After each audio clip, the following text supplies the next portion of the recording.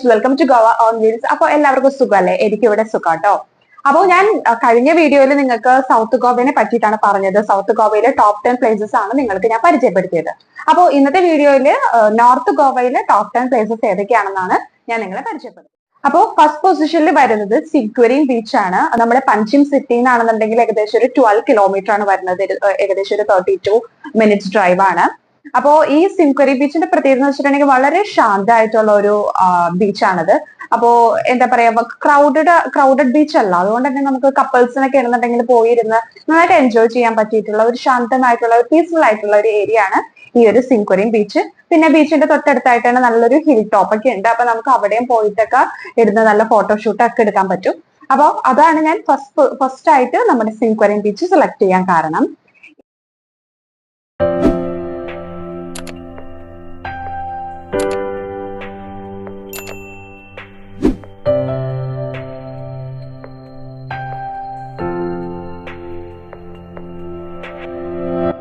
അപ്പോൾ സെക്കൻഡ് പ്ലേസിൽ വരുന്നത് റെയ്സ് മാഗോസ് ഫോർട്ട് ആണ്. നമ്മുടെ പഞ്ചിം സിറ്റിയിൽ നിന്ന് ഏകദേശം ഒരു 8 കിലോമീറ്റർ ആണ് വരുന്നത്.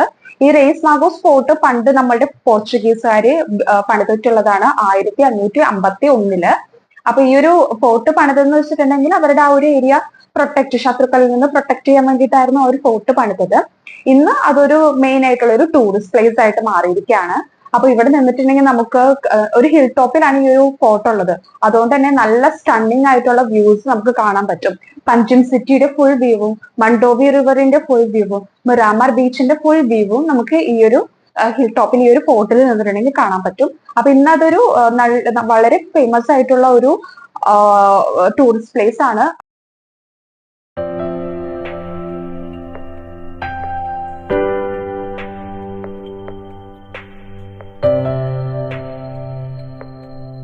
അപ്പോൾ തേർഡ് പൊസിഷനിൽ വരുന്നത് ചപ്പോര ഫോർട്ട് ആണ്.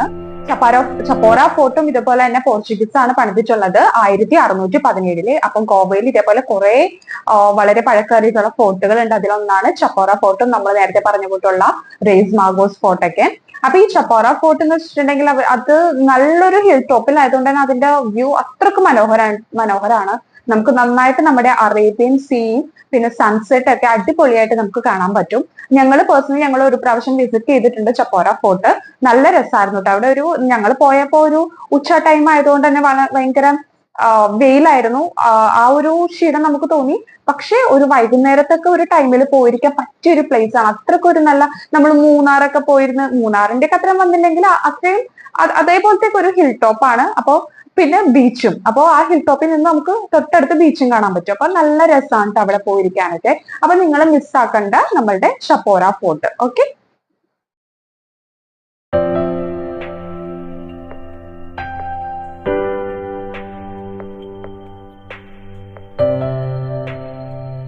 അപ്പൊ ഈ ചപ്പോര ഫോർട്ടിലാണ് നമ്മുടെ ഫേമസ് ആയിട്ടുള്ള ഒരു ഹിന്ദി ഫിലിം ദിൽ ചാഹതാ ഹൈക്ക് ഷൂട്ട് ചെയ്തിട്ടുള്ളത്. അപ്പൊ നിങ്ങൾ ആ ഫിലിം കണ്ടിട്ട് അതേതാണ് ആ പ്ലേസിനൊക്കെ ആലോചിച്ചിട്ടുള്ള ആളുകൾ കാണുന്നുണ്ടെങ്കിൽ അതിന്റെ ഉത്തരമാണ് ചപ്പോര ഫോർട്ട്, ഗോവ.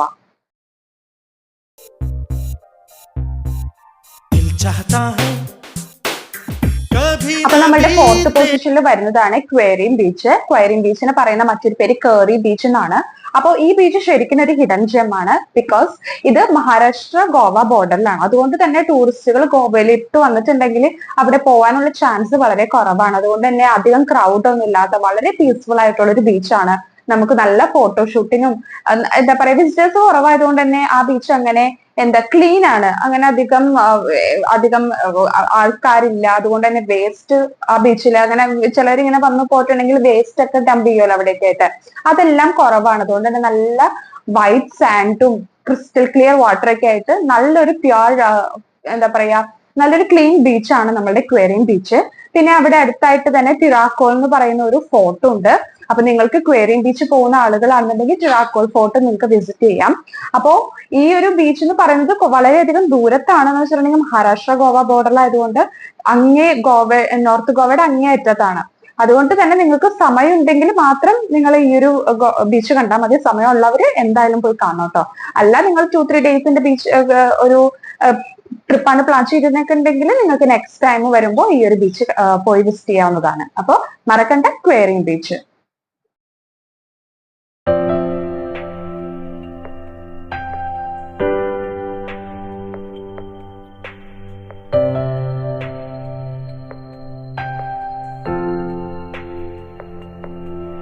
അപ്പൊ നമ്മുടെ 5th പൊസിഷനിൽ വരുന്നതാണ് അഗോഡ ബീച്ചും പിന്നെ അഗോഡ ഫോർട്ട്, അഗോഡ ജയില്. അപ്പോ ഈ അഗോഡ ഫോർട്ട് എന്ന് പറയുന്നത് 1612 നമ്മുടെ പോർച്ചുഗീസ് ആണ് പണിതത്. നമ്മൾ നേരത്തെ പറഞ്ഞ കൂട്ട് തന്നെ പോർച്ചുഗീസുകാർ ഈ ഫോർട്ടൊക്കെ പണിതത് കൊണ്ടുള്ള രണ്ട് ഉദ്ദേശം: ഒന്ന് അവരുടെ കച്ചവടത്തിന് വേണ്ടിയിട്ടും പിന്നൊന്ന് അവർക്ക് ശത്രുക്കളിൽ നിന്നുള്ള രക്ഷപ്പെടാനുമായിട്ടാണ്. അപ്പോ ഈ ഫോർട്ടും അതേ ഉദ്ദേശത്തോട് കൂടെ തന്നെയാണ് പണി കഴിപ്പിച്ചിരുന്നത്. അപ്പോ ഈ ഫോർട്ടിൽ നിന്ന് നോക്കിയിട്ടുണ്ടെങ്കിൽ നമുക്ക് വളരെ സ്റ്റണ്ണിങ് ആയിട്ടുള്ള വ്യൂ ആണ് നമ്മളുടെ മണ്ടോവി റിവറിന്റെ പിന്നെ അറബിക്കടലിന്റെ ഒക്കെ നല്ല മനോഹരമായിട്ടുള്ള വ്യൂ നമുക്ക് കാണാൻ പറ്റും. പിന്നെ ഇവിടുത്തെ മെയിൻ അട്രാക്ഷൻ എന്ന് പറയുന്നതാണ് നമ്മളുടെ അഗോഡ ജയില്. അപ്പോൾ നമ്മളുടെ ഗോവയിലുള്ള ഏറ്റവും വലിയൊരു ജയിലായിരുന്നു ഈ അഗോഡ ജയില്.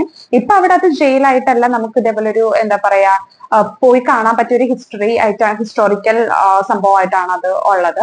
അപ്പൊ അവിടെ ഞങ്ങൾ പോയിട്ടുണ്ട്. അപ്പൊ നല്ല രസമാണ് ആ ജയിലൊക്കെ കാണാനായിട്ട്. അതായത് പണ്ട് ഈ പോർച്ചുഗീസ് ഒക്കെ ഉണ്ടായിരുന്ന കാലത്ത് എങ്ങനെയൊക്കെയാണ് നമ്മളുടെ കുറ്റവാളികളെയൊക്കെ പ്രതികളെയൊക്കെ അതിനകത്ത് ഏത് തരം ജയിലായിരുന്നു, അവരെങ്ങനെയൊക്കെയാണ് അത് ഉപയോഗിച്ചിരുന്നത് എന്നൊക്കെ കാണാൻ നല്ല രസമാണ്. അപ്പൊ നമ്മൾ ഈ പണ്ടത്തെ ഈ സിനിമകളൊക്കെ കാണുമ്പോൾ അതിനകത്ത് മനസ്സിലാവും ഈ ഇതേപോലെയുള്ള ബ്രിട്ടീഷുകാരും പോർച്ചുഗീസുകാരൊക്കെ എങ്ങനത്തെയൊക്കെയാണ് ജയിൽ ഉപയോഗിച്ചിരുന്നത്. അവരിങ്ങനെ നമ്മളുടെ മണ്ണിനടിയിലായിട്ടായിരിക്കും ജയില് വരിക. അതായത് ഗ്രൗണ്ട് ലെവലിന്റെ അണ്ടർഗ്രൗണ്ട് ആയിട്ടാണ് ജയില്. അപ്പൊ ഈ ജയിലും അതേപോലത്തെ തന്നെയായിരുന്നു അഗോഡ ജയില്. അപ്പോ നിങ്ങളെ എല്ലാവരും അവിടെ എന്താ ഫീസ് ഒക്കെ ഉണ്ട് കേട്ടോ, അതിന് എൻട്രി ഫീസ് ഒക്കെ ഉണ്ട്. അപ്പോ അധികം വലിയ പൈസ ഒന്നുമില്ല, 150 ഒക്കെയാണ് ഒരു പെർ പേഴ്സൺ. അപ്പൊ നിങ്ങളത് പോയി കാണണം. കാരണം നിങ്ങൾക്ക് ഇങ്ങനെ ഹിസ്റ്റോറിക്കൽ ഇങ്ങനത്തെ കാര്യങ്ങളൊക്കെ ഇഷ്ടമുള്ളവർക്ക് എന്തായാലും മറക്കാണ്ട് എന്തായാലും പോയി കാണാൻ പറ്റിയ ഒരു പ്ലേസ് ആണ്. അപ്പൊ നിങ്ങൾ എന്തായാലും അഗോഡ ഫോർട്ടും അഗോഡ ജയിലും മിസ്സാക്കണ്ട.